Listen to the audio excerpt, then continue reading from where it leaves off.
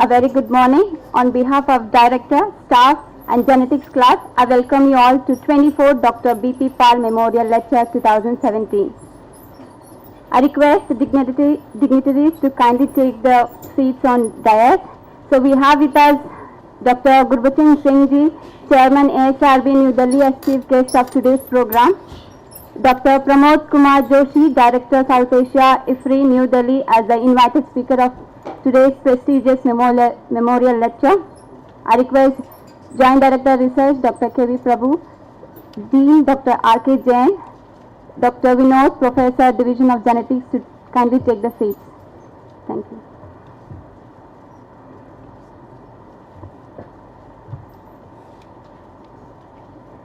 Respected dignitaries, distinguished scientists, heads, professors of different divisions, past, present and past, teachers, students, ladies and gentlemen. A very warm welcome to one and all to 24th Dr. B.P. Pal Memorial Lecture 2017, jointly organized by Genetics Class and Postgraduate School, IARI New Delhi.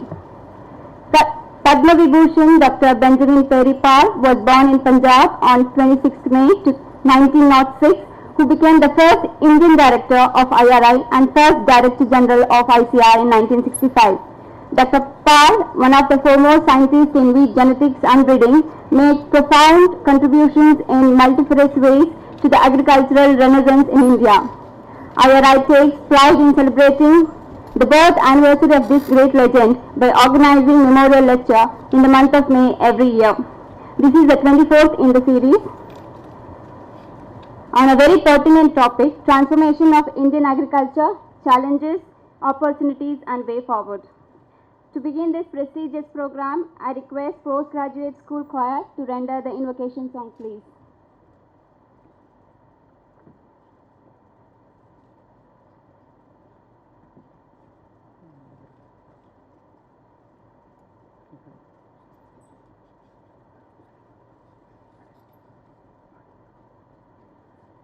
जय जय हे भगवती सुरभारती, तव चरणों प्रणमाम्यहम्। जय जय हे भगवती सुरभारती, तव चरणों प्रणमाम्यहम्। नाद ब्रह्ममयि जय वागेश्वरी, नाद ब्रह्ममयि जय वागेश्वरी, शरणं ते गच्छाम्यहम्। जय जय हे भगवती सुरभारती, तव चरणों प्रणमाम्यहम्। त्वमसि शरण्या त्रिभुवनधन्या त्वमसि शरण्या त्रिभुवनधन्या सुरमुनिवन्दितचरणा नवरसमधुरा कवितामुखरा नवरसमधुरा कवितामुखरा स्मितरुचिरुचिराभरणा जय जय हे भगवती सुरभारती तव चरणों प्रणमाम्यहम् आसीना भव मानसहंसे आसीना भव मानसहंसे कुञ्जतुयिना शशिधवाले हर जडतां गुरु बोधिविकासम् हर जडतां गुरु बोधिविकासम् स्थितपङ्कजतनु विमले जय जय हे भगवती सुरभारती तव चरणों प्रणमाम्यहम् प्रणमाम्यहम् प्रणमाम्यहम् प्रणमाम्यहम् प्रणमाम्यहम् प्रणमाम्यहम्।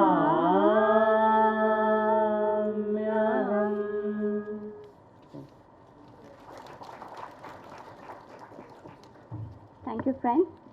As a mark of respect to late Dr. B.P. Pal, I request the dignitaries on the dais to kindly light the lamp to start the program and pay floral tribute to the great legend of Indian agriculture.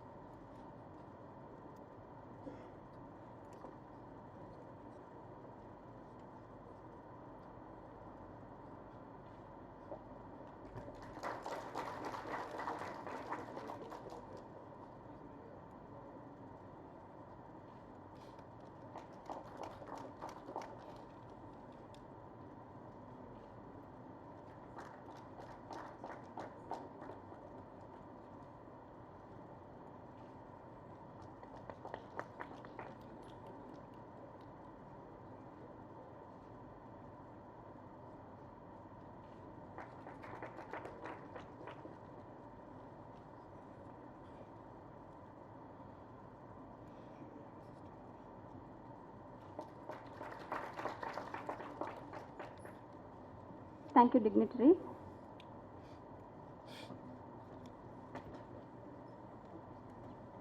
I now request Dr. R.K. Jain, Dean and Joint Director Education IRI for the welcome address, please.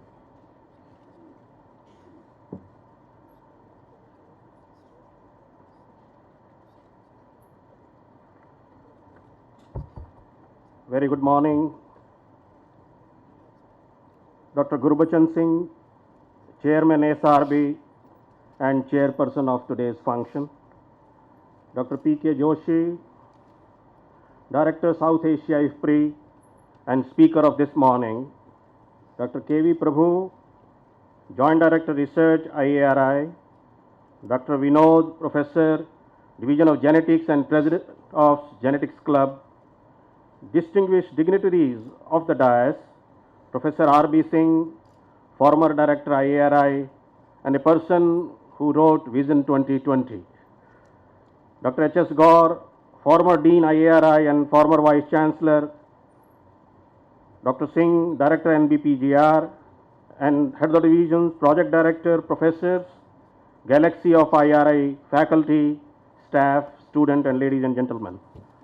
On the occasion of 24th BP Paul Memorial Lecture, on behalf of the Institute and Director IARI, it's a matter of great privilege for me to welcome Dr. Gurbachan Singh, Chairman, ASRB and Chairperson of today's function, who has been very kind enough to spare his valuable time to preside over this function. May I request Dr. Prabhu to welcome him with a bouquet of flowers, please.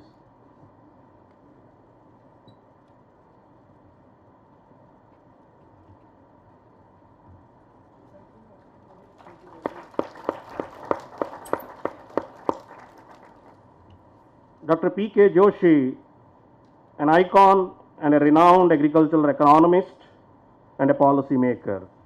He has been very kind enough to accept our invitation to deliver this 24th BP Paul Memorial Lecture on an important topic, transformation of Indian agriculture, challenges, opportunities and way forward. We are extremely grateful to him for kindly agreeing to deliver this lecture. We would also like to welcome him with a bouquet of flowers, and may I request Dr. Prabhu to welcome Dr. Joshi too with a bouquet of flowers.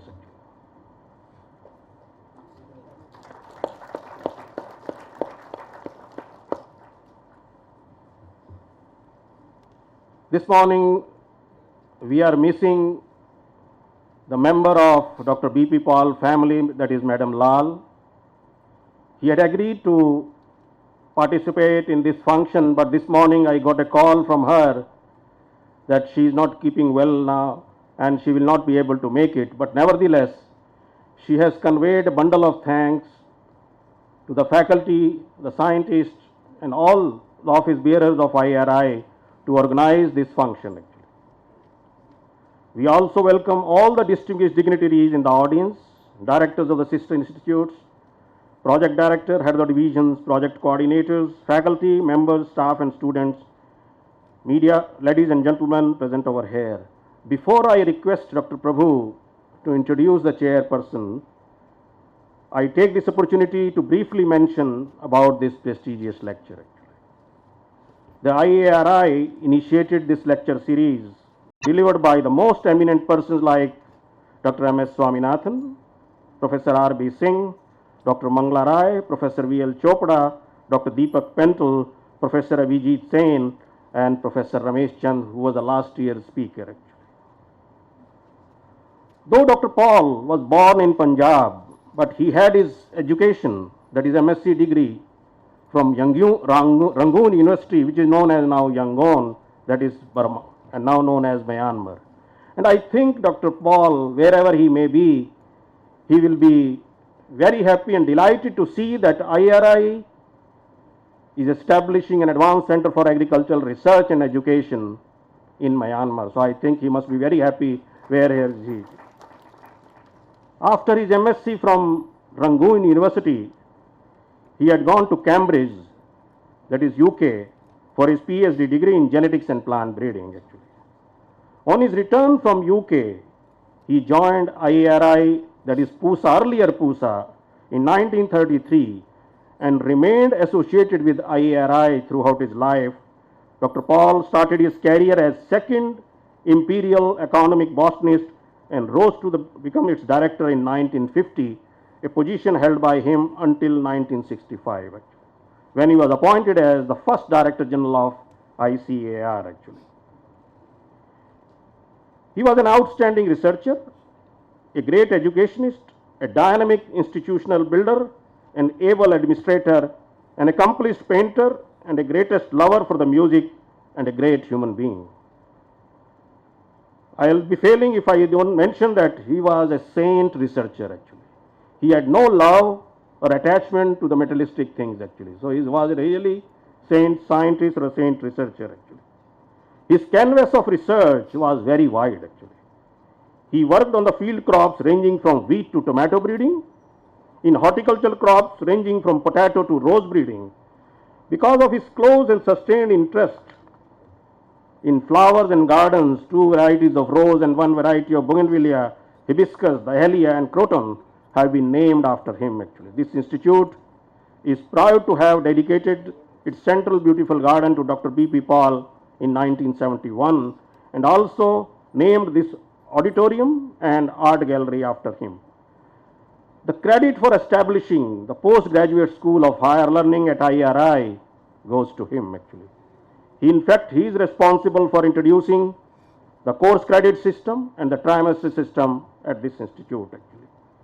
Realizing the contribution of the PG school of IARI during the last 60 years, as you all aware that Government of India has announced 2 IARI-like institutions in Jharkhand and Assam, and if you recall, the foundation stone of laying ceremony of IARI Jharkhand was laid by the Prime Minister in 2015, and today another important event which is taking place in Assam is the foundation stone laying ceremony of IARI Assam by the Prime Minister actually.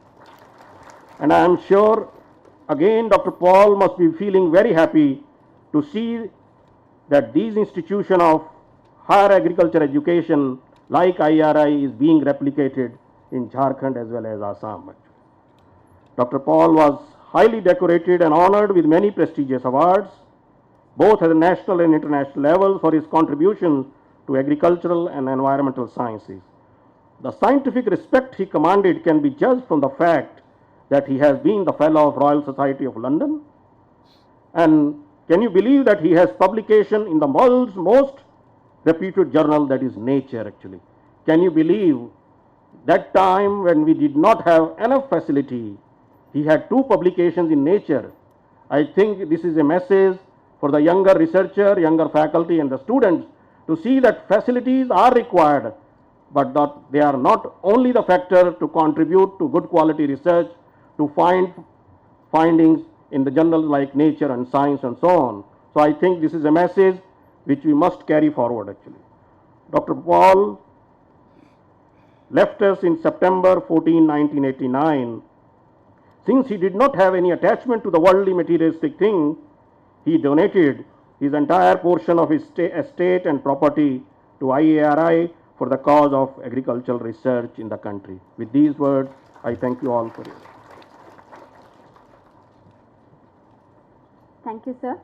I now request Dr. K.V. Prabhu, Joint Director Research, IRI, to introduce the chairperson of today's program, please.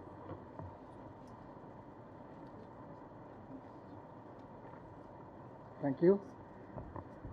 Recalling with fond memories of having rubbed my shoulders with Professor B.P. Pal, without knowing it was Dr. B.P. Pal in our library, competitively for getting current contents, or laying our hands on current contents in the library in the evenings as a student in 1982, to later on not decorate, at least sit on the chair he decorated in Tuticondi station at Shimla in 1986, and using the same bench on in the greenhouse for rust genetic studies, which he used, and then back in genetics, sitting across the same table, along the same table on the same chair, which he used as head of the division of genetics, with great humility and the fond memories of such a great man. On behalf of the Institute, I welcome all of you, the distinguished dayas here, and also my teacher, Professor R.B. Singh, who continued with the same legacy as Dr. B.P. Pal did in teaching genetics and the science of genetics to younger persons, which he continues to do. Thank you very much, sir, that you are here today, and welcome. I welcome all of the gathering here for listening to Dr.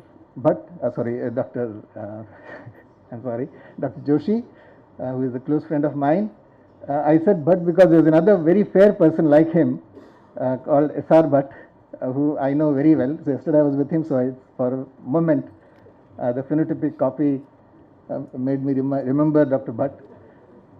Dr. Joshi, welcome to this place, and hope you'll have a good lecture to give today.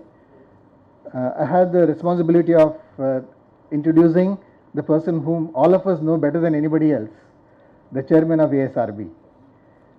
Nobody else is familiar to anybody in the ARS system than the chairman ASRB. So I welcome you, sir, on this occasion. Dr. Gurbachan Singh obtained his MS Agronomy in 1978 and PhD in Agronomy in 1988 from PAU, Ludhiana.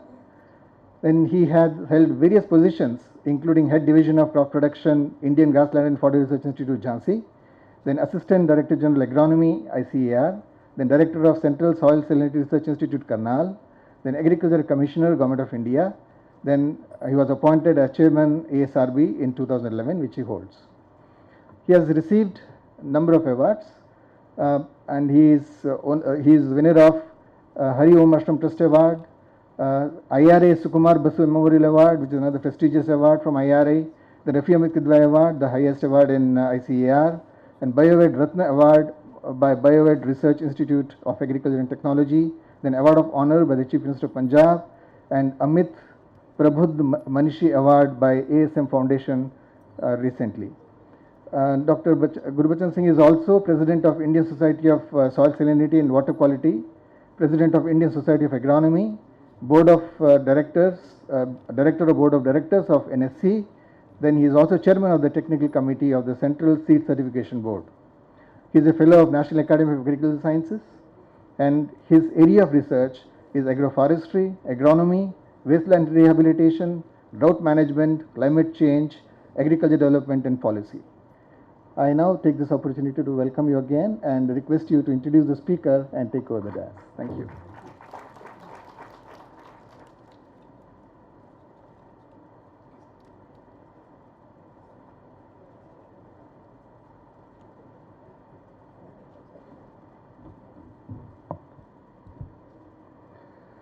Thank you very much, Dr. Prabhu.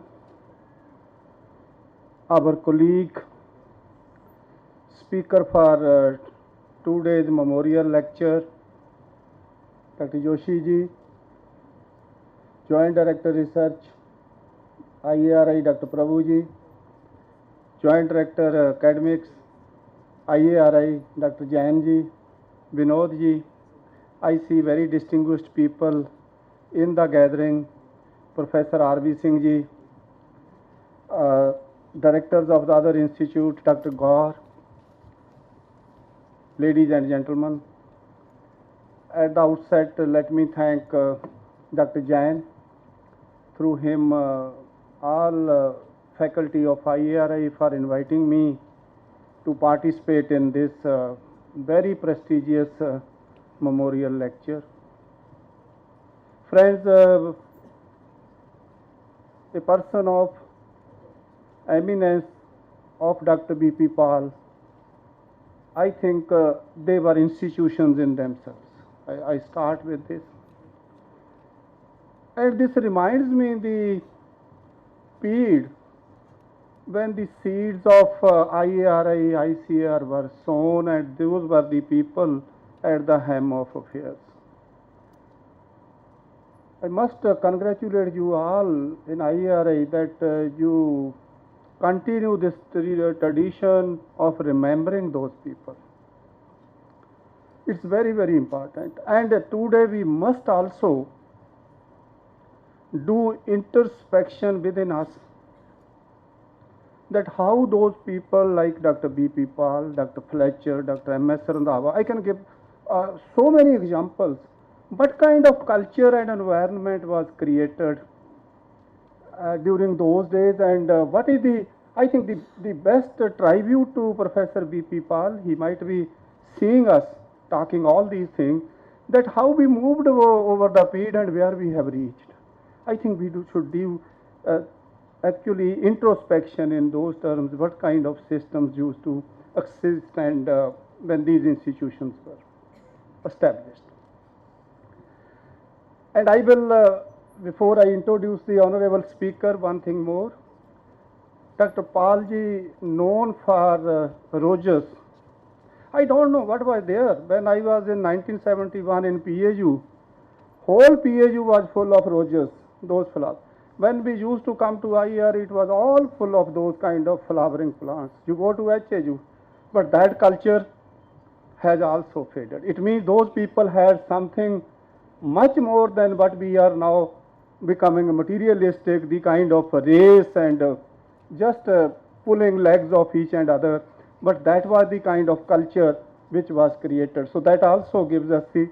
So I will request each one of us present, at least in this hall, every year, please maintain one pot of roses, preferably the varieties which Dr. B.P. Pal promoted, and daily see that what was Dr. B.P. Pal and what I am doing now. Are I am on the lines of Dr. B.P. Pal, or we are not on those lines. So this is will be the real tribute to Professor B.P. Pal. I must again congratulate you and thank that you have selected the speaker, Dr. P.K. Joshi, for this memorial lecture, a person who has followed, is following, will continue to follow the footsteps of personalities like Dr. B.P. Pal. I am saying this from core of my heart. I know Dr. Joshi, we worked together, so that's why I am saying he is the person of that kind of category, not bothering for materialistic positions, administration, those kind of things. A real researcher who has very amicably contributed for the growth of agriculture in our country.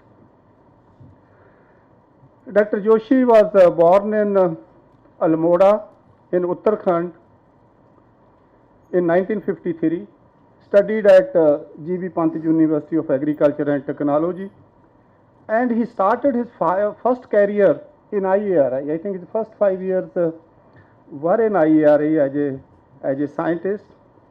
Then he moved to Central Soil Salinity Research Institute, Karnal, where he worked as senior scientist, principal scientist, head of our economics division. That was the period which I always consider the golden period of our life. Dr. Joshi will agree with me. You know, the kind of culture in CSSRI, people say that most of people become directors from CSSRI and all those kind of, but the kind of culture Dr. Bhumla, Dr. Yadav, Dr. Brawl, they created that reminds us the kind of science and Dr. Joshi, still today, his pioneering work of working out economics, social aspects of land reclamation, alkali soils, saline soils, afforestation, still we quote your work when you were work. So that is the kind of contribution as an active researcher. Then he moved to ICRISAT for maybe 5 years as a senior scientist. Now before that I think you came to NCAP. So he worked in NCAP as principal scientist, then moved to the director of position of that institute. Then he moved to as a director of NARM. When you were director at NARM, I visited you once. What was his answer? You know, he said, I'm missing my science and this is not of kind of the taste I had. So this is the kind of, because you do want to do something, many things, but even then you are unable to do those things, and that results in some kind of your frustration back of the brain. Dr. Joshi is a recipient of several awards, the most prestigious Dr. M.S. Randhawa Memorial Award, and also Professor R.C. Agarwal Lifetime Achievement Award, Dr. Desai Award, and Dr. R.T. Doshi Award by the Societies of Economics. Particularly, he is one person who has occupied very high respect in the professional field of science at the international level. He worked as a chairman, governing board of SARC Agriculture Center, Dhaka. Dr. Joshi, still I remember that you gave me one chapter, those people on reclamation, and that book was published. So that reminds me. Chairman, Governing Board, UN Center for Poverty Alleviation, Indonesia, member, International Steering Committee, Challenge Program on Climate, Food and Nutrition, member, International Assessment of Agricultural Science and Technology for Development, the World Bank. So the kind of scientific professionalism unparalleled to any. He is also served as President-elect of Indian Society of Agricultural Economics and also the Marketing Society. Friends, I'm so happy today because I could talk about some of these things. I consider him my mentor also. When I used to have some problem, I used to talk to Dr. Joshi. It was in 1988 when we were working. I was selected for Punjab Agricultural Services as a administrative job. You know, his advice was don't move away from science. There you can maximum reach the Director of Agriculture in Punjab. I don't know whether Dr. Joshi, you remember that. Similarly, when I was appointed as Chairman IFPRI, again, he frankly told me, as a Agriculture Commissioner, you were better. This post is not, may not be of your taste. Because I still remember his. So because he's a friend, philosopher, and advisor to colleagues and friends. As I said earlier, he never moved for administrative management positions, worked for science. I think again I say Dr. Jain, you selected the right person for this memorial lecture. I don't want to be between you and Professor Joshi. If we see his publications, we get a lot of motivation. So, Dr. Joshi, now I invite you for this very prestigious lecture. Thank you very much.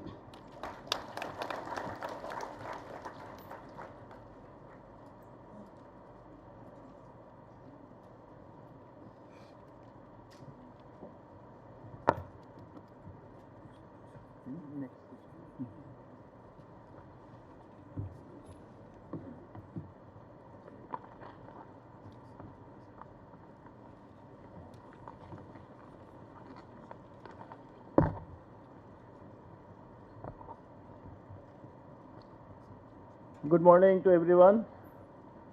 Honorable Chairman Dr. Gurbachan Singh, Chairman ISRB, our mentor, philosopher Dr. R.B. Singh, Dr. K.V. Prabhu, Joint Director Research, IARI, Dr. R.K. Jain, Dean and Joint Director IARI, Dr. Vinod, Dr. H.S. Gaur, Dr. Ravinder Kaur, Directors of ICR Institutes, IRI faculty, students, friends, and media.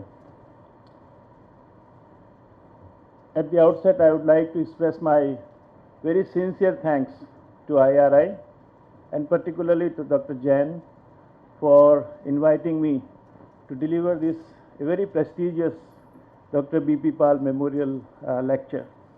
I consider it a great honor bestowed on me. I personally pay my respect, regard and homage to the great visionary Dr. B.P. Pal. He was a beautiful mind, a very creative mind. You know that the wind flows, fragrance flows in the direction of the wind, but his contribution and his behavior with people spreads in all the directions.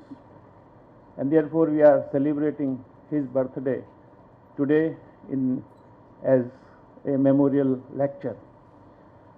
He strengthened IRI research program. Later he gave a new shape to Indian Council of Agriculture Research.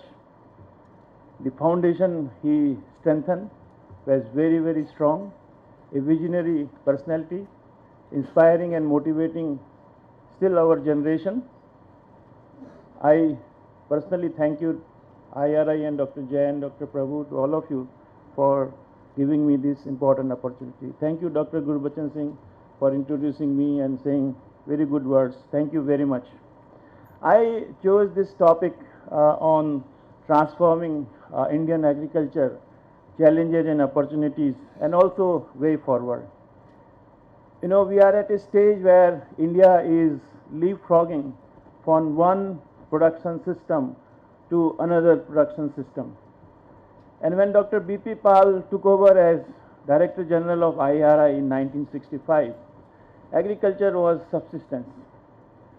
We were importing huge quantities of food grains from abroad. So therefore I chose that how over the years we are transforming and what is the way forward for us in the process of transformation. So just give a brief about what is agricultural transformation. Different people talk differently on agricultural transformation. So this is a process by which individual farms or states or regions or the country is moving or shifting from a highly diversified agriculture and also from a low productive or subsistence agriculture to a specialized, commercial and market oriented agriculture. So this is a transformation process. So we have to move from one system to a very high level of system. And this requires a lot of integration. Agriculture has to be integrated with the domestic market, global market, industry. So this requires a very well network of other sectors in so that the agriculture move forward and also strengthen other sectors in the economy. And ultimately our aim is that there are more employment opportunities, more income coming from non-agriculture sector. So there are different stages of transformation. One is the subsistence agriculture. Okay. When we move from subsistence to surplus agriculture, and then we move to integration level. And integration is also early level of integration, middle level of integration, and a very strong level of integration. And then finally industrialization, like Europe, America, Australia. So they have already reached to the level of industrialized nations.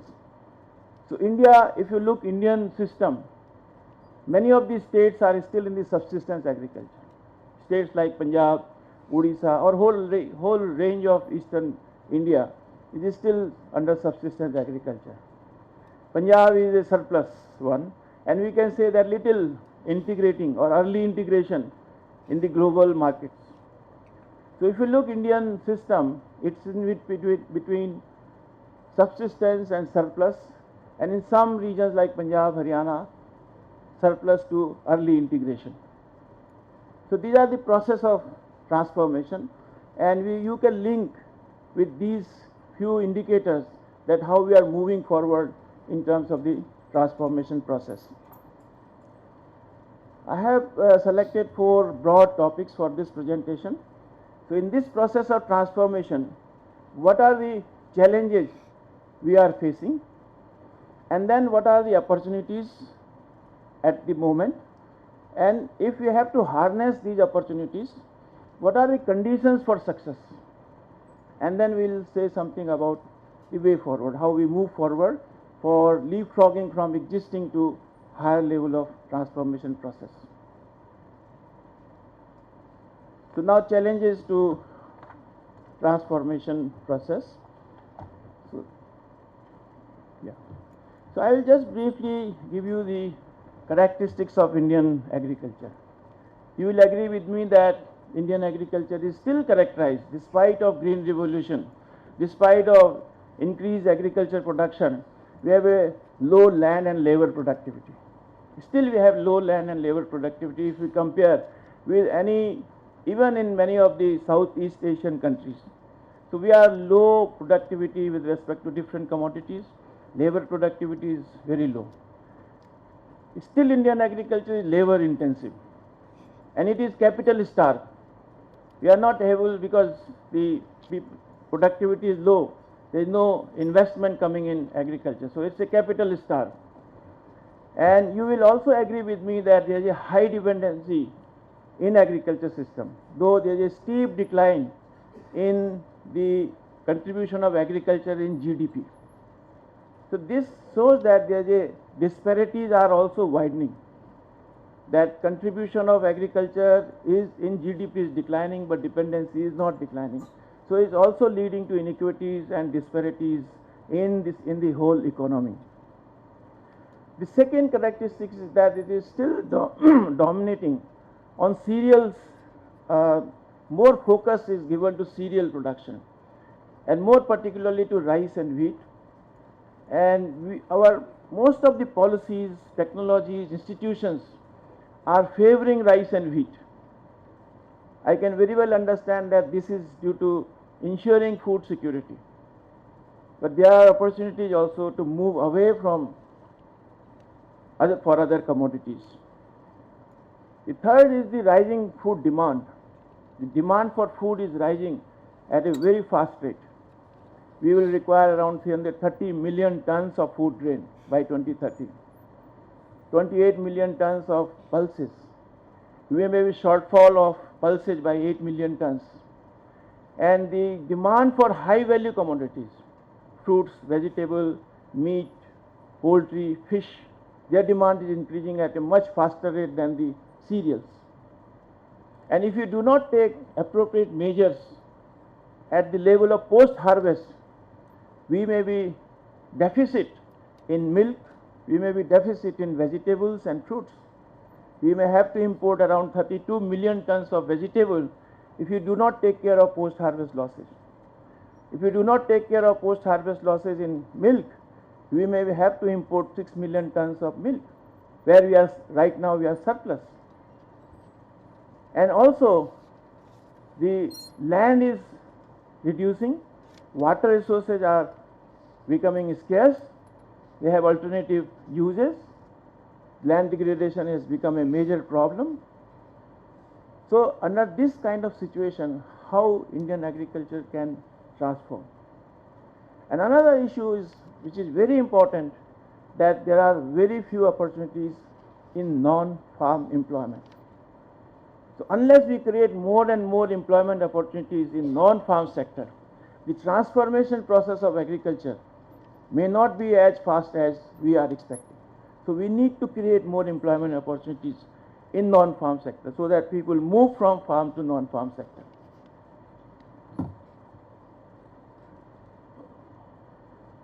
So the first challenge in my perspective is crowding of Indian agriculture. Indian agriculture is dominated by smallholders.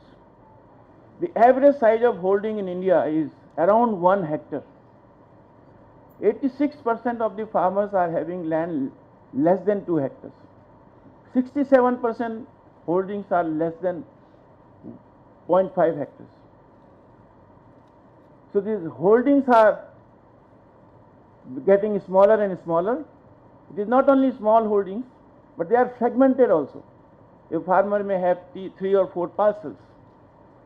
And this discourages farmer to make investment in agriculture. So when there are small holdings, their transaction costs are very high.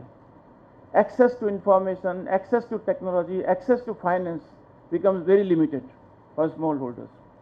So what happened over the last 30 years, the holdings as well as landless laborers, they become doubled.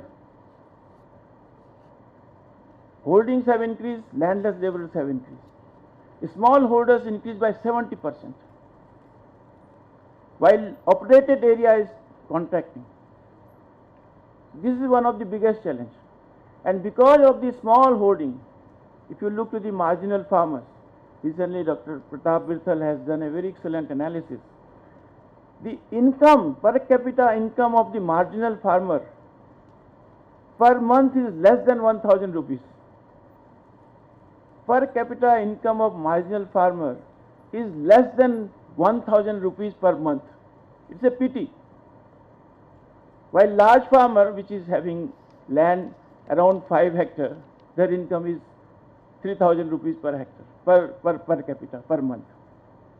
So the holding size, if the holding is coming down, the per capita income comes down, and therefore there is a distress in agriculture.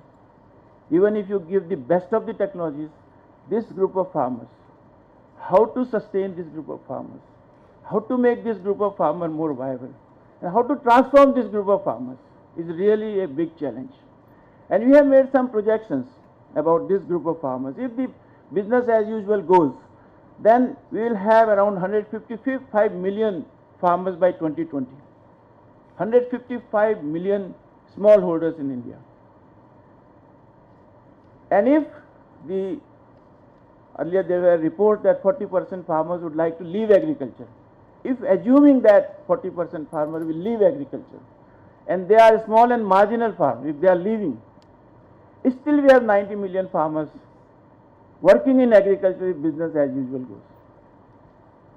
So this is a very challenging situation in the process of transformation, that making agriculture more specialized, making agriculture more marketable, commerce, and also integrating with domestic and global markets.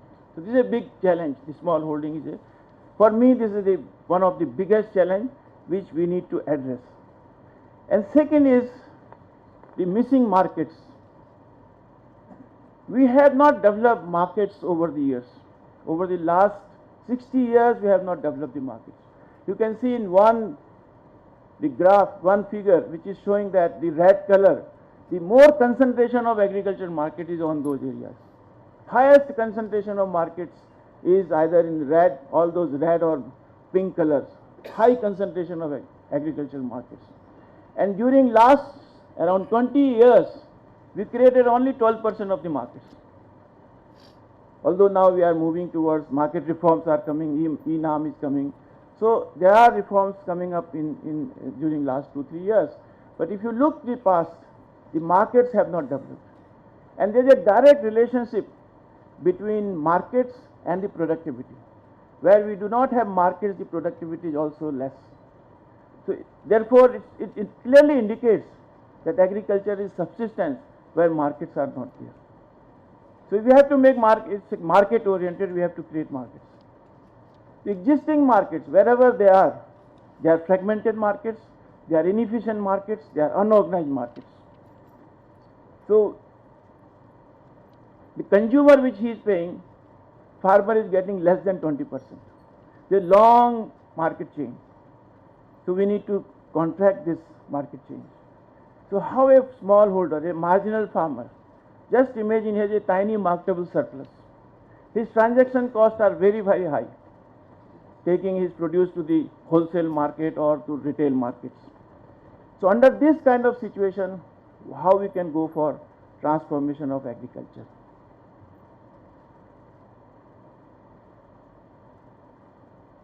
The next challenge, a new challenge, is the climate change, the climate risk. Now it is clear that the climate change has become a reality. We are experiencing droughts, floods, experiencing sudden rise in temperature, fall in temperature. We are experiencing unseasonal rainfall. So this risk in agriculture has several implications. One is that the farmer is, when he is in risk, he is not able to make investment. He is not able to take improved technologies. So this is one implication. Second, agriculture production is declining as a result of climate change. Now if you recall that 2008 global price spikes, and these 2008 global price spikes were mainly due to drought in many countries. And some of the countries blocked the exports and drought, and then it started rise in price remarkably. We also did some of these studies and realized that if there is a drought of 10%, the prices will shoot up, demand will come down, and this will adversely affect our all initiatives to alleviate poverty and food security.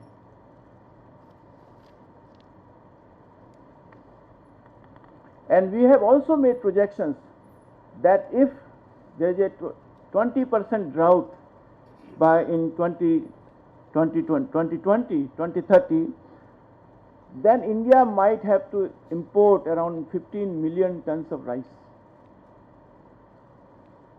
If there is a 20% drought in a business as usual scenario.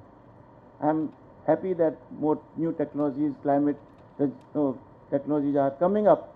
But if not, then India has to import. And in this kind of situation, the global market will change. And the global market will change, prices will go up, there will be more pressure on poor. The food security efforts will be marred. So this is another big challenge for us, and I can summarize that agriculture is still in India between subsistence and surplus, and smallholder agriculture is a big problem. Capital is rare in agriculture sector, and there are underdeveloped market, high risk in agriculture, and non-farm employment opportunities. These are the broad challenges which are obstructing transformation process. And if we address these, I think we solve so many problems. Now coming to the changing to the opportunities for transformation in Indian agriculture, the first is changing consumption pattern. Now you will agree that the share of our expenditure on food is roughly 50% at all India level. The poor spend more on food of his income. Around 70 to 80% of the earnings by the poor is spent on food. Rich spend 30 to 40%. So huge amount is being spent on food, and demand for food is rising, whether it is cereals or high value agriculture or pulses. The demand for all food commodities is rising. But one interesting thing is happening in the consumption side. The structural transformation in consumption side is much faster than the structural changes in production system. In this system, consumption system, in food system, the per capita demand for cereals is declining, while the per capita demand for high value agriculture, fruits, vegetables, meat, milk, fish, poultry is rising. And this is because economy is growing, our incomes are rising, urbanization is taking place, globalization is unfolding, and our tastes and preferences are changing over the time. And this is leading to this kind of structural change, our food basket which is changing over the time. What we have observed that the consumption of high value commodities is also increasing among the rural poor. It is not only rich people are demanding more high value commodities, but even the rural poor. So huge demand, the opportunity in this sector is there. So we need to harness the potential of high value agriculture in years to come.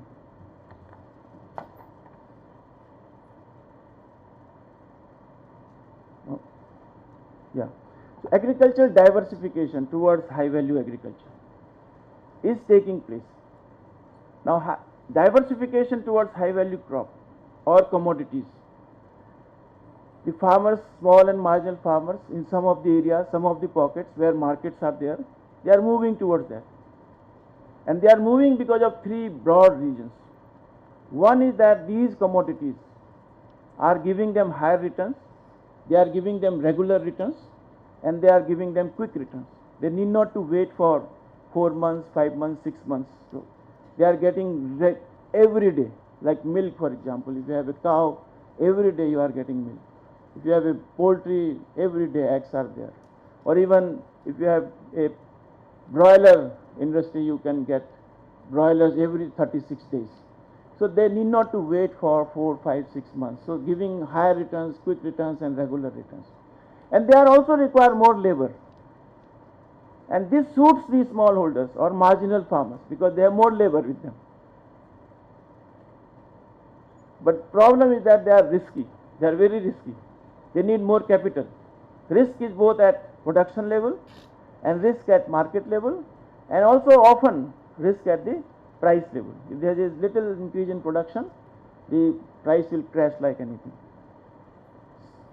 And in this case, the farmer is under depressed situation.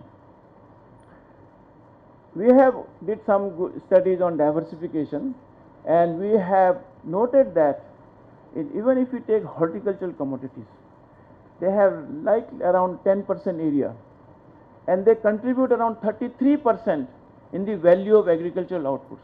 So 10% area is contributing 33% in the value of agricultural output.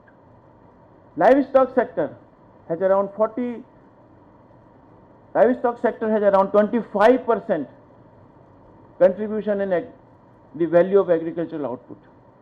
If horticulture, livestock, fish, if we take all these three sectors together, they are contributing roughly half in the value of agricultural output. But the investment, the technologies, the policies and institutions are not favoring these. So if we have to transform, we need to focus more on these commodities. If you look to Southeast Asian countries like Vietnam, Cambodia, Laos, Indonesia, Myanmar including, so they are transforming towards these commodities. So we need to see that how we can take advantage of this group of commodities. Demand is increasing, not only in domestic market, but also at the global market. So we have to promote these commodities for in future. The next level, we're saying that the integration with the global market. So one is the trade, export or import, and then second is agro-processing sector. They are growing in India, but the speed at which these two sectors to grow is not happening. Though exports are increasing at the rate of 14%, there is more potential for that. Our exports are only to the developing countries, Africa or Southeast Asia or South Asia. We are not able to export to Europe, Australia or United States of America or Canada, because food safety issues are very, very important. We need food which is more safe, have less pesticide residues, less antibiotics. That kind of food is needed if we have to export. The second sector is agro-processing sector. Agro-processing sector is a sunrise sector. Its contribution in agriculture GDP is 12%, in manufacturing GDP is around 14%. And it is growing at the rate of around 11 to 12%. It's a very high potential area where I think we need to harness. But just imagine the condition of small and marginal farmers when they have a very tiny marketable surplus, how they can go for agro-processing sector. They have a heterogeneous production. So how can they harness the power of these two sectors where there is more remunerative prices than in other sectors? So that is another area, but this is a opportunity, this is a promise for future, and we need to harness the power of these two sectors as well. Next is climate smart agriculture, because the risk of climate is there, so we need to move climate smart agriculture. Climate smart agriculture is a win-win kind of situation. Through the interventions, climate interventions, we increase productivity, increase income of the farmers, and we reduce the risk of climate, means we adapt to climate change, and also reduce the greenhouse gas emissions and increase carbon sequestration. So it's a win-win kind of situation, and this involves the technological interventions and weather advisories, insurance, and also appropriate policies, especially investment on climate smart agriculture.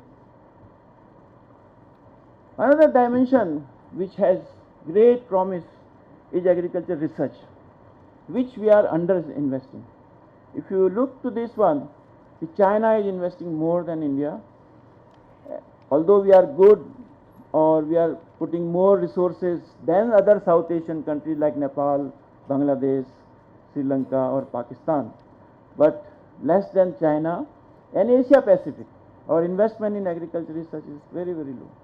And if you look to many African countries like South Africa, Kenya, Malawi, Ghana, and overall Africa, they are putting more resources in agriculture research than we are putting. Now you know the Ethiopia after 1987, how fast they have reformed in agriculture sector. If you look to Latin America, we always give example of Latin American agriculture, what we should learn from Latin America. In Latin America, the Brazil, Mexico and other countries, they are putting more money. Now they are putting more than 1% of agriculture GDP in agriculture research. So we need to see that how we put more resources in agriculture research. So this is the time of innovation. Innovation is the power. Any country which will have more innovation will be leading the global prices. So that we need to harness.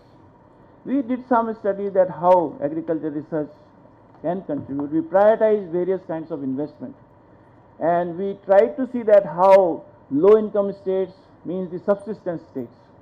Those are subsistence level, still low productivity level states, not well connected with the market, and middle states, income states, and high income states like Punjab, Haryana.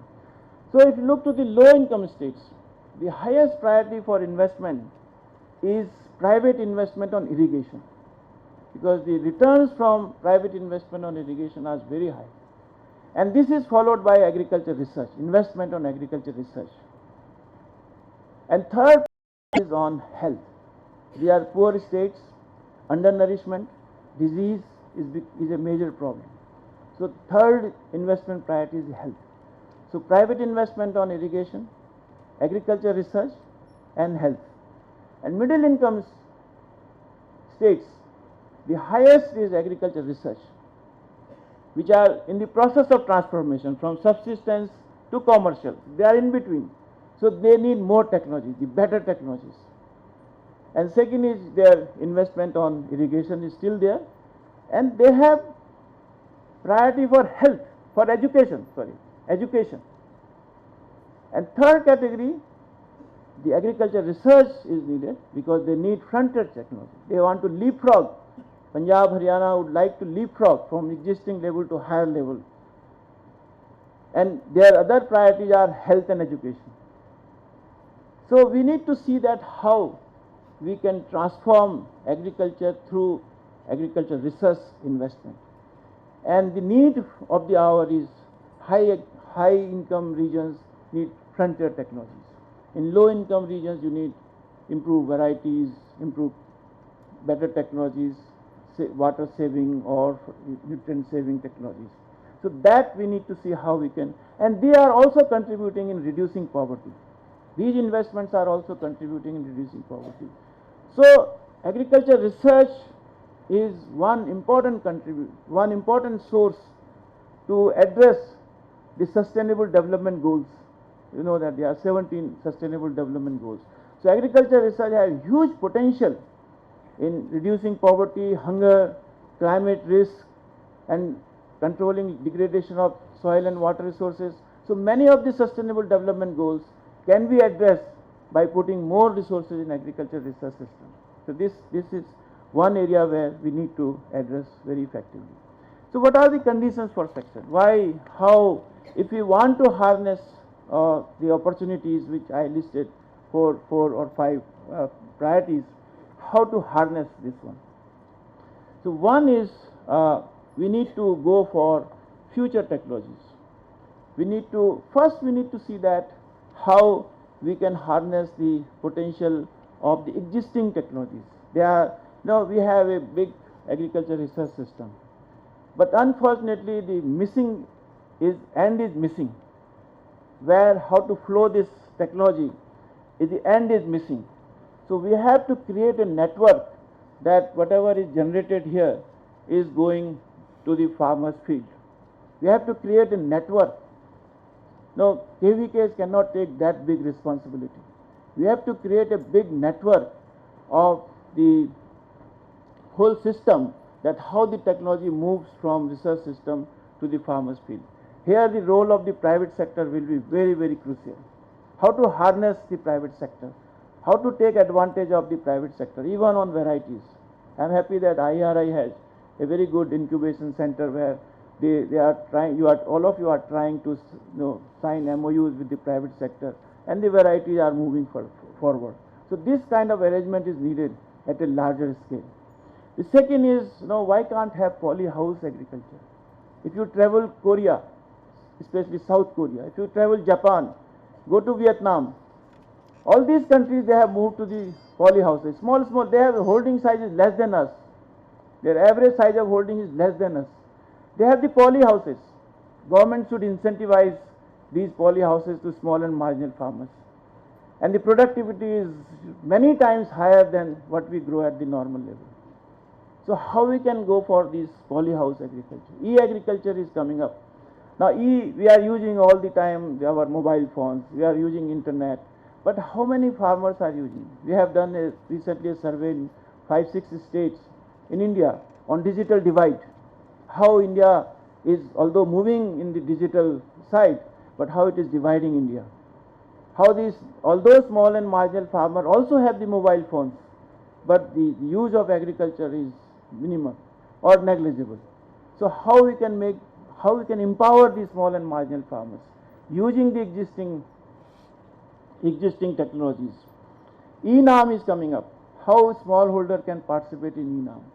Now, as I was saying that the smallholder has had minimum a very tiny marketable surplus. Now, how will participate in E-NAM? How he can do the trading? 69% of the farmers, especially small and marginal farmers, they are selling their produce with the trader in the village itself.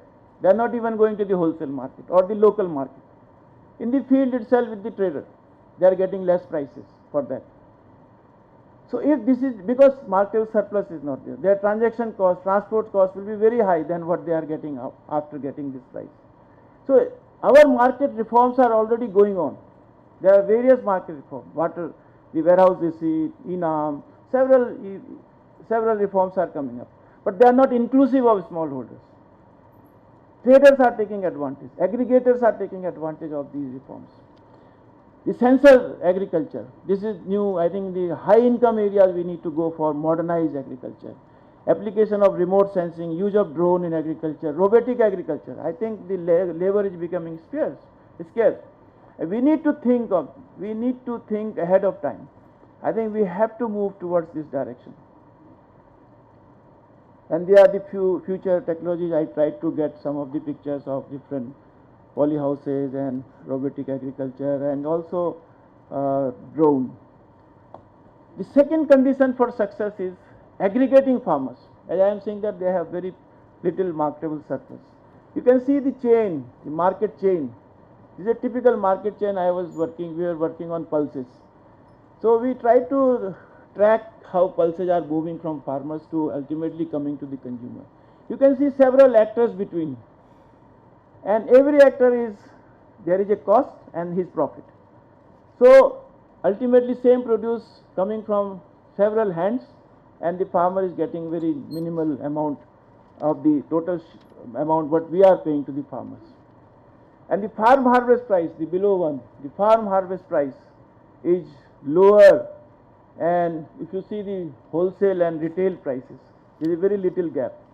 So most of the advantage of the price rise last year or before that was taken by the traders, because they are giving farmers the minimum support price and then there is a sudden rise at the wholesale and retail. So most of the benefit going to the traders, not going to the farmers. So we need to aggregate farmers. This is the only solution of transforming agriculture. This is the condition for success. Now there are different ways. One is self-help groups we can have. There are examples, self-help groups. Apple is a good example from Himachal Pradesh where we have self-help groups. And also the cluster farming, this is a new initiative started by the Chhattisgarh government. They have cluster farming and all farmers are growing almost same commodity and they are trading in the Calcutta market. And Nepal also started one initiative, one crop, one village. And then they realized that one village is not having sufficient marketable surplus, sufficient surplus for agro processing or trade. So they started new slogan, one crop, one district. So that will have scale, because agri-business will come when there will be scale in production or in the market. So that is important one. So cluster farming is cooperative. We have experience of cooperative. Amul is already a big example. Milk is an example in front of us that it has made India leading producer of milk at the global market. Farmer Producers Organization, this is another important area I will deal at later stage about the Farmer Producer Organization. This I consider as a future of Indian agriculture. Contract farming, we have seen in poultry. Poultry was growing 12% annual rate, 12%, and largely because of this contract farming. I visited Namakkal district, where it is considered to be a hub of poultry. Only 20 years ago, 500 birds, one farmer started with 500 birds, replacing sorghum crop.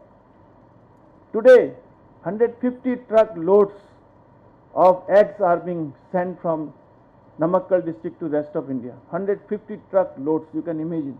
One farmer is not having less than 100,000 birds with him. If you talk any farm, 1 million, 150,000. So this is a transformation. Their incomes are high, same farmer, same area, but they have chosen for another commodity, and this contract farming enormously helped them in raising their income and also production. E-NAM and warehouse receipt are other areas which also needed to make successful. Human resource development, this is very, very important. Labor is becoming scarce in agriculture.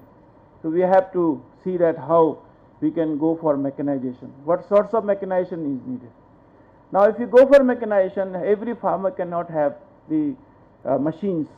You can't break machine. You can break the services. You introduce more and more services, custom hire service. How we can have custom hire services? Custom hire service is more popular in Punjab and Haryana. Now in case of harvesting of rice and wheat, it is moved to several parts of India.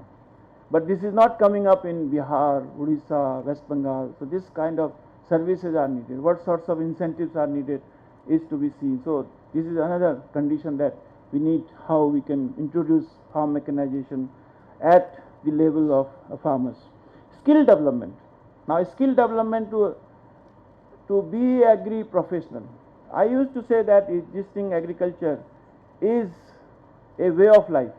Existing agriculture system is a way of life. A farmer is just living, producing, and whatever surplus he is selling. Is not making it, agriculture is not being made agri-business profession. So we have to make agriculture, or we have to transform agriculture agri-business profession. And therefore every farmer needs skill development, how he can make his own business model, how he can make agriculture more remunerative, and it will come only when there will be agri-business model. So that kind of skill development is needed. Now skill to use new tools. Now new tools are coming up. So how he can make use of these new tools, and also his skill in participating in E-NAM. How to participate in E-NAM, that's another important area. Skill to value addition. And now new initiative, government has already started new initiative, skill development startup program. So we need to take advantage of these and how we can participate in this one. Financing is also there. Now Mudra Bank is there to take. So we need to see that how we can take advantage of new opportunities which are coming up. Foreign direct investment. India government, although putting lot of resources in agriculture, but government cannot do everything. You need resources, you need investment in agriculture. So it can come either from the domestic industry, or it has to come from the foreign direct investment. Now this previous government and this government, they are liberal on foreign direct investment. In most of the sectors, the foreign direct investment is allowed. Even in agro processing, 100% agro is FDI is allowed. 100% retail is also allowed in agro processing. So this we need to see that how FDI can channelize in such a way. Only 2 days back, Finance Minister was mentioning that how further FDI is being liberalized in India. And I am sure that if we have, and FDI is not only for money, but it also brings the technology. It brings the new way of doing business, new way of doing services. So that brings, along with this money, it also brings technology, services, logistic management. So this also helps in transforming our agriculture system. Now moving forward, I think if we have to make agriculture We have to transform agriculture. What sorts of agriculture we would like to see? We would like to see a very competitive agriculture, a very efficient agriculture. Want to see a sustainable agriculture and resilient agriculture which is coping to price risk and also the climate risk. And for that, I think we have to see that how we can have smart agriculture to produce smart food. We have to see that at the production end, we have to see how we can produce agriculture more smartly, and the production which we are delivering to the consumers is smart food. Now in smart agriculture, I have 5 words I have tried to summarize in terms of 5 words. Smart is strengthen services. We need to strengthen back-end services. Now, right now the back-end services are not being strengthened. They are unorganized. The seed sector, fertilizer sector, irrigation. Now irrigation, just take example of irrigation. My colleague Avinash has done a very interesting study in Eastern India, and everyone you know that water is plenty. Water is plenty in Eastern India, but irrigation cost is very high. While Punjab, water is scarce, irrigation cost is very low. Why this kind of contrast? So the back-end service system, we have not strengthened the back-end service system depending upon the resource endowment. So this is the first condition for first way forward that we need to strengthen. Should be the starting point. Entry point should be strengthening the back-end. Second is the modernized agriculture. We have to go for modernization of agriculture. As soon as we do, it is better. So modernizing agriculture, I am not saying only mechanization, it's a whole modernizing agriculture. It has to be business friendly, agri-business, and it's a agri-business profession for farmer, not just a way of life. So for agri-business profession, he has to see all the dimensions of the business. Where is the market, when is the market, where to sell, how to sell. So that is to be introduced in the farming community. It should be resilient agriculture. It should absorb the risk of any kind of risk, price or climate or any eventuality. So it should be resilient agriculture. And technology will play the pivotal role. Without technology, we can't move forward. So technology, whether it is genetic technology or resource management technology or processing technology, so technology has to be in the forefront. Since smart at T comes at the end, so technology is at the end, but it should be at the front. So we have to move toward with the technology. Smart food. This existing agriculture should produce smart food. Smart food is safe food. We have to produce safe food, which has no residues, no chemicals, no antibiotics. It should be healthy food. It should be nutritive food. You have to see the requirement of the consumer. If you go to Europe or US or Australia, how safe food is there? How the consumers is concerned about food safety. We are not that conscious about safe food. We always go for quality, color. So we have artificial color these days. So we have to produce safe food. Modern food, our generation, next generation or our younger generation does not like the traditional food. So we have the traditional food was having all the nutrients. It's a complete food. Traditional food was complete food. But the traditional wisdom, how to transform traditional wisdom to make the modern food? How can we transform the traditional wisdom to modern food? That is, we need to see, and more research is needed on that. Food should be affordable even for the poorest of the poor person, and it should be produced. When we are producing it, it should be conserve resources, resource efficient, not using lot of water, not lot of nutrients, not energy. So it should produce less of energy, less of water, less of nutrients, and also it should be total food. Total food means complete food. It should have protein, it should have carbohydrate, it should have minerals, it should have vitamins. So it should have a complete food. So if we have to transform our agriculture, we need to have smart agriculture to produce smart food.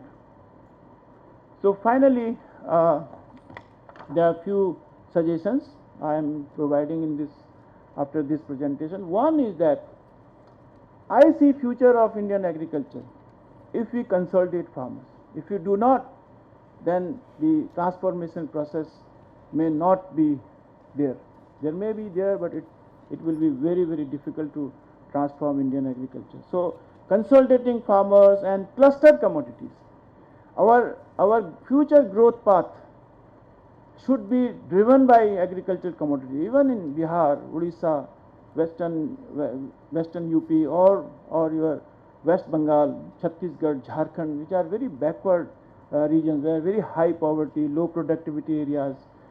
I think that if we consolidate farmers, bring them together, they produce together, they process together, they market together. China has recently introduced a land reform policy and giving incentives to those who are producing together, giving more incentive to them. Why not we can give more incentive like water or loan for irrigation to the farmer producer organization at a much less interest rate. More incentives to farmer producer organization. Though 2 years ago there was a farmer producer organization here, but we forgot after that. India, where we should have thousands of farmer producer organizations in view of the small and marginal farmers. We have only 694 farmer producer organizations, targeting only 7 lakh of the farmers. It should be 70 million farmers. We should have federation of farmers, farmer producer organization, commodity specific farmer producer organization. They federate and they should control the prices. When I interacted with farmer producer organization, successful farmer producer organization, if they are producing alone, they are very poor farmers. If they are coming together, I am very happy to share with you that they are hiring professionals, retired professors from agriculture universities to guide them in pest control, in disease control, seed, management practices. They are hiring those people. They are hiring chartered accountant for filing their returns. So if they unite together, their incomes goes up. They can control prices. They can market. They can reduce the entire market inefficiency. They can link with the consumer directly. They can sell directly to the retail. Need not to go to several channels. So this should be the future, and this for me is the highest priority we need to give. Second is focus on innovation and delivery mechanism. Innovation is technology, any kind of technology. It should come out of the self. Unless it comes out of the self, it has no meaning of putting investment on that. It has to come out of the self. And we need to see the delivery. Right now we do not have made the delivery system effective. We have methods, but not effective. This whole end is missing. We have a big program, but end is missing. So there is nothing going to the farmer's field. Then diversify and modernize. Diversify agriculture, move towards high value agriculture. I am not saying that we completely move towards high value agriculture. We need to see that how we ensure food security. We need to produce enough rice and wheat, but surplus land, surplus areas, we need to move towards the high value agriculture. Still we have large farmers. Still we have 14% large and medium farmers who are controlling 51% area. 51% area they are controlling. So why not to this group of farmers, small and marginal, who are controlling 45% area, go for high value agriculture and link them with the markets. We have seen in milk sector. Milk sector, small marginal farmer, they participated and make the revolution. Then farm level value addition, processing and branding. Now this can happen only farm level. We always take that farmer should have a machine. Every farmer, small and marginal farmer, just imagine, cannot have a processing, and he cannot sell this kind of product. So if they come together, give incentive to have processing, a small mill with them, they can brand their own product. I think in honey or many herbs, they are medicinal plants. They have already started this kind of initiative. They are branding their own product. They are exporting. So that we need to see how we can participate. And we need to also see, unless we attract private sector, we have inertia for private sector, but I think we need to see that we need to involve private sector in everything, in agriculture and agribusiness. And unless private sector is coming forward in back end, also in the forward end, we are not making our job properly. And finally, the reform research and extension system. Reform research extension system means we need to put more resources in agriculture research. We need to prioritize our agenda, which way we need to move, how to do research, which research is needed for processing sector, which research is needed for export purposes, which research is needed for ensuring food security. I think we need to prioritize our research agenda to keep pace with the changing scenario at the global levels. So thank you very much, friends. I feel that if there are right initiatives, incentives and institutions, I am sure that we will be able to transform Indian agriculture in the future. Thank you so much for your patience sharing, and thank you again for giving me this opportunity. Thank you so much.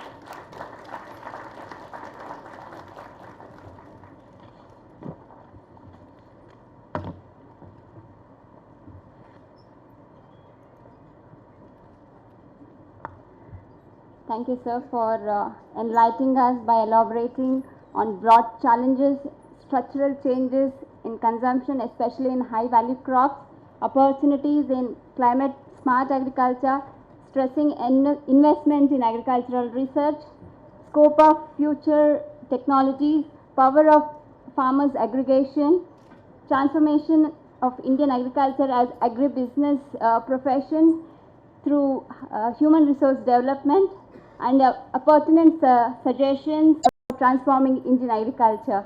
So a big applause to Dr.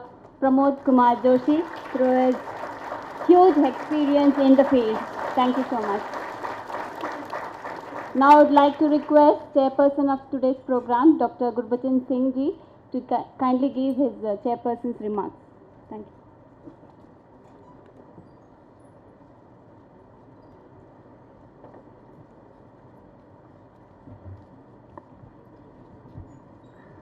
Thank you very much, madam.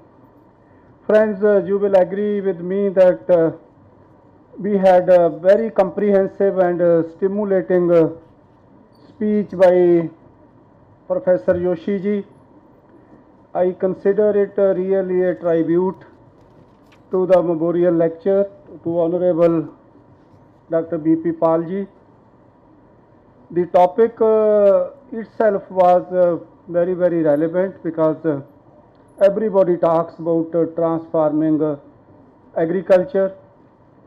Dr. Joshi, this also clarifies that how you were associated with the farmers and you have worked as an agriculture economist under the field condition. This is my first remark, that only a person who has really worked in the field with the farmers, that was coming from your lecture.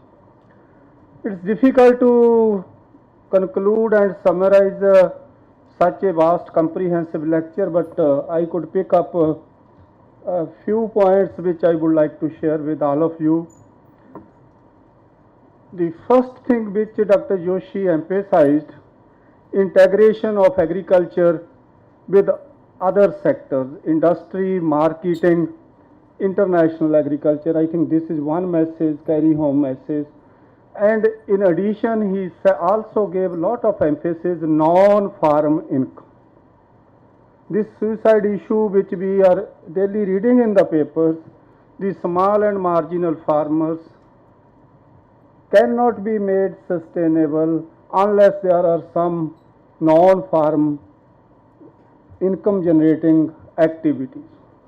He very emphatically said that small and marginal farmers, how they have increased over the period. It comes to our mind, a farmer, 85% farmers cultivate less than 2 hectares, 50% almost less than 1 hectare. I do ask this question to me, a farmer who is having 2.5 acres of land, he has a family of 5 to 6 plus some animals, how he can earn a livelihood out of this? And Dr. Joshi rightly said, but there are opportunities. Second point, he emphasized for diversification into high value agriculture, including pulses, oil seeds, vegetables, fruits, and major our effort. I do agree, fully agree, that most of our research input, even extension system, investment, infrastructure,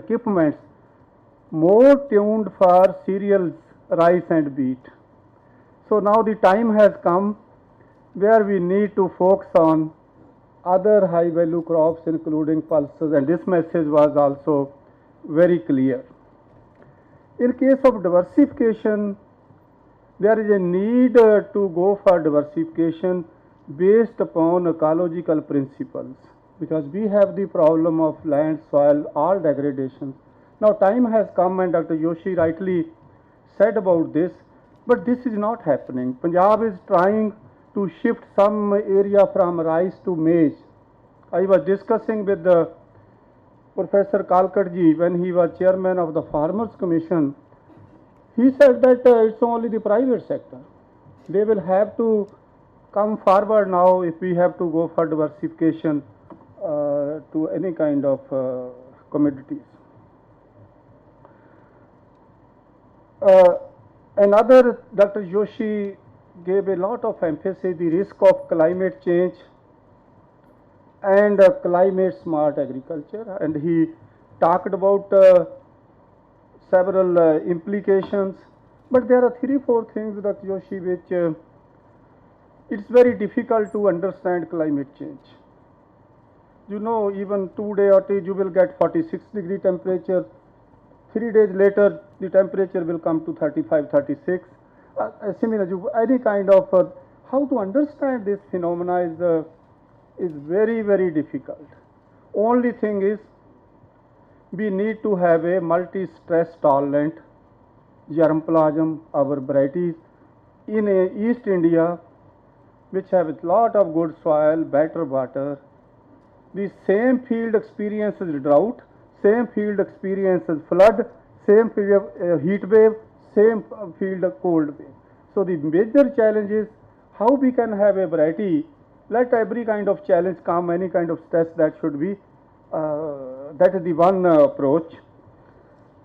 Second, he talked about increasing water availability.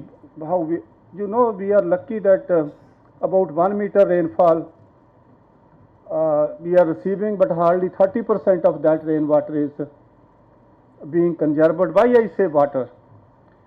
Be latent heat and specific heat. It is a question of only 2 degrees temperature.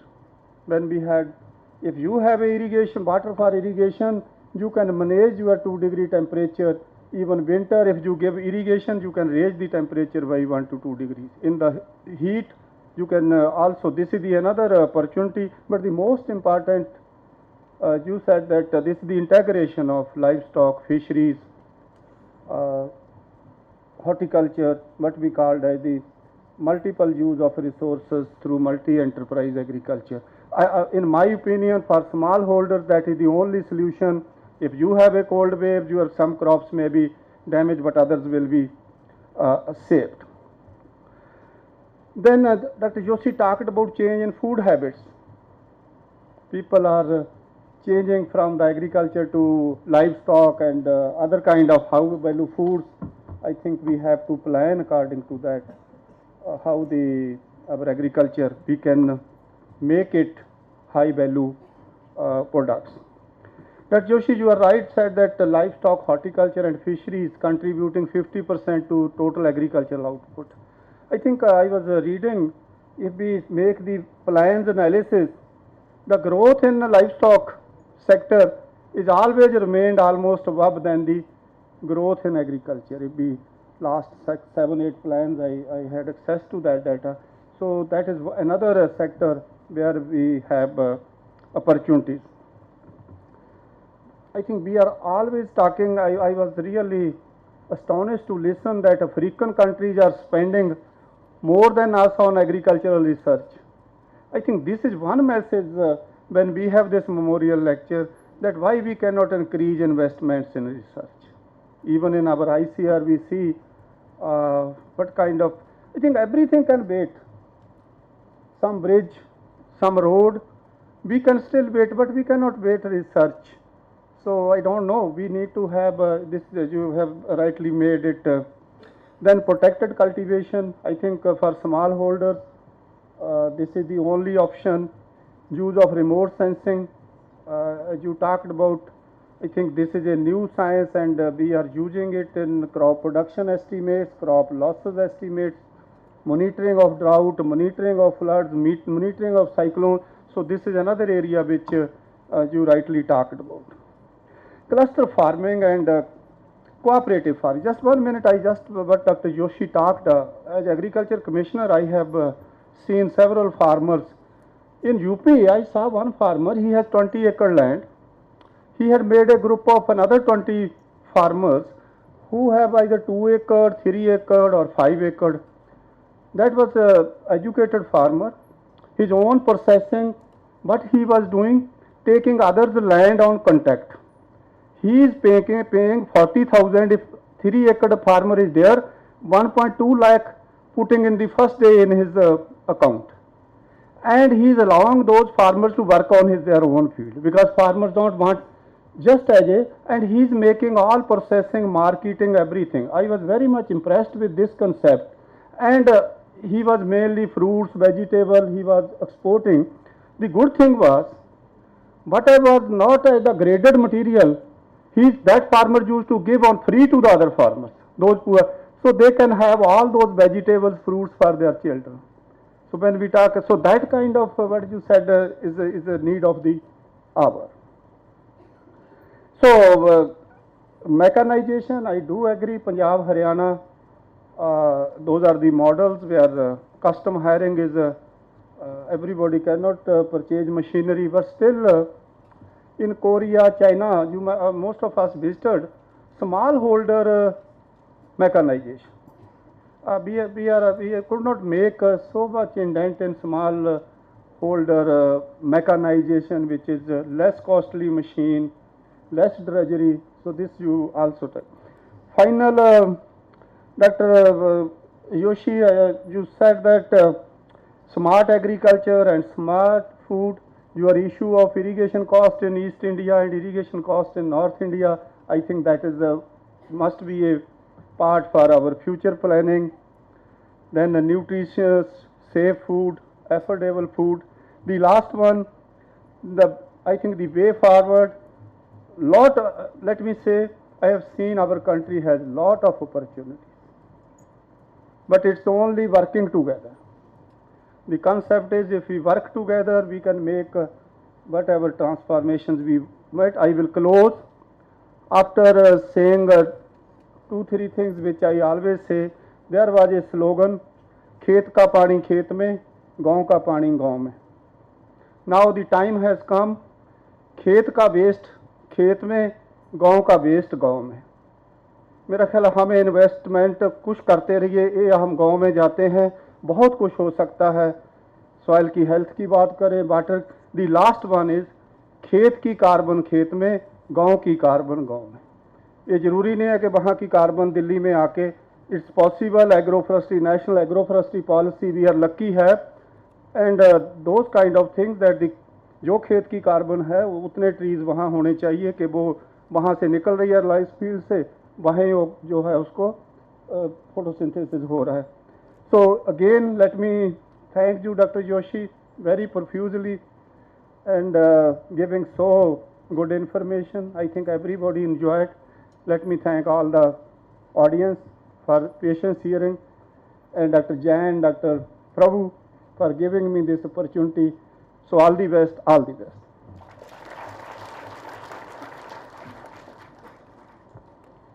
Thank you, sir, for your remarks. As a token of love and respect to the chairperson, I would like to request Joint Director Research, Dr. K.V. Prabhu, sir, to kindly felicitate the chairpersons of today's program, Dr. Gurbachan Singh ji, and also the speaker of today's program, Dr. Pramod K. Kumar Joshi, sir.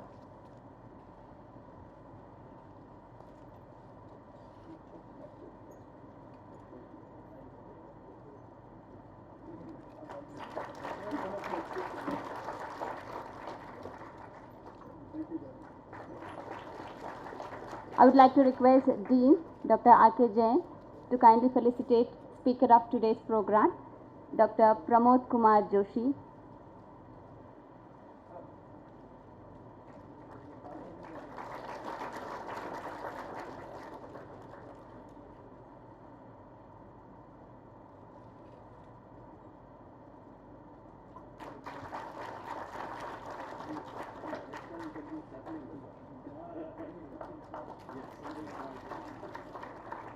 Thank you, sir. Now I would like to request Dr. Vinod, Professor, Division of Genetics, to present formal vote of thanks. Thank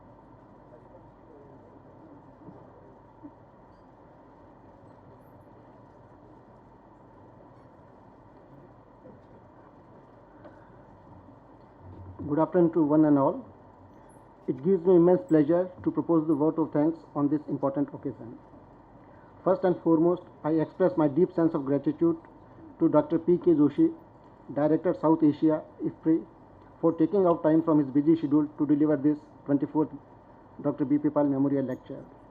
Sir, in spite of great strides made by India in enhancing food production to record highs, agricultural transformation remains a key challenge. Your lecture has given an insight into the challenges and opportunities to increase production, productivity, employment, and also income of the people who depend on agriculture. Thank you very much, sir, for a wonderful lecture. I extend my heartfelt thanks to Dr. Gurbachan Singh, Chairman ISRB, for graciously consenting to chair today's function and giving his valuable remarks. Thank you, sir. My sincere thanks to Dr. J.S. Sandhu, DDG Crop Science and Director IARI, for his guidance in organizing today's function, although he could not attend because of his other important commitments. I take this opportunity to thank Dr. R.K. Jain, Dean and Joint Director Education, for his inspiring guidance and support in making this event a great success.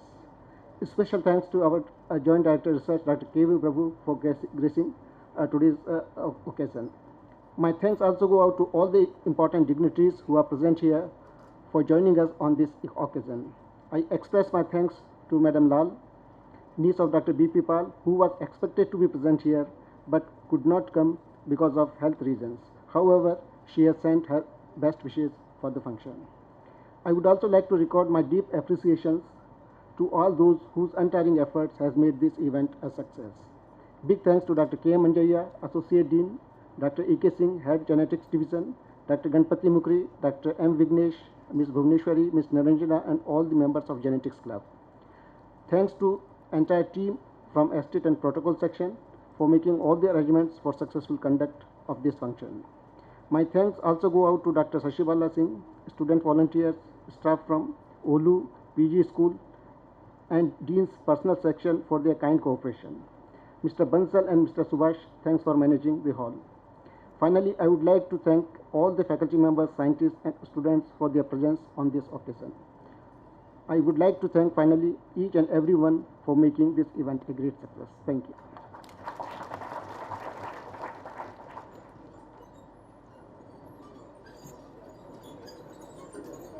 I would like to request all of you to kindly join for tea arranged outside the auditorium.